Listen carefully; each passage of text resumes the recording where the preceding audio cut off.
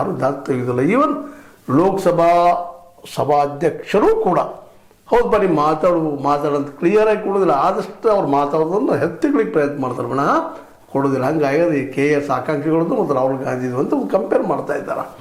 ಅದಕ್ಕಿಂತ ಮುಂದೆ ಹೋಗಿ ಏನು ಹೇಳ್ತಾರಪ್ಪ ಅಂದ್ರೆ ಇಬ್ಬರದು ಒಂದೇ ಸ್ಥಿತಿ, ಎಷ್ಟೇ ವಾಸ್ತವಿಕವಾಗಿ ದಾಖಲೆಗಳ ಸಮೇತ ಮಾತನಾಡಿದರು.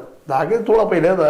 ಸ್ವತಂತ್ರವಾದ ಮೀಡಿಯಾಗೆ ಬೇಕಾಗಿರುವುದು ಸ್ವತಂತ್ರ ಧ್ವನಿ. ಆ ಸ್ವತಂತ್ರ ಧ್ವನಿ ಉಳಿಸಲು ನೀವು ಮಾಡಬೇಕಾದದ್ದು ಇಷ್ಟೇ. ಅದೇನಪ್ಪಾ ಅಂತಂತಂದ್ರೆ ನಿಮ್ಮ ಕೈಲಾದಷ್ಟು ಸಹಾಯ ಈ ಚಾನಲ್ಗೆ ಮಾಡಿ ಹಾಗೂ ನಿಮ್ಮ ಧ್ವನಿಯನ್ನು ಕಾಪಾಡಿಕೊಳ್ಳಿ. ಇಲ್ಲಿ ನೋಡ್ರಿ, ನಮ್ಮ ಸೈನ್ಯಾಧ್ಯಕ್ಷರು ಅಥವಾ ಮಾಜಿ ನಮ್ಮ ಇವತ್ತು ರಿಟೈರ್ ಆಗಿದ್ದಾರೆ, ಅವರು ಸ್ವತಃ ತಮ್ಮ MM ನರವಣೆ ಅವರು ಬರ್ಕೊಂಡಿದ್ದು ಅದರಲ್ಲೇ ಅಲ್ಲಿ ಏನು ನಡೀತು ಎಂತು ಅದ್ರ ಹೇಳಲಿಕ್ಕೆ ಹೋದ್ರೆ ಪುಸ್ತಕ ಅಲ್ರಿ, ಪ್ರಕಟ ಆಗಿಲ್ಲರಿ, ಪಬ್ಲಿಷೇ ಇಲ್ಲ, ಅದು ಮಾತಾಡಕ್ಕೆ ಬರೋದಿಲ್ಲ.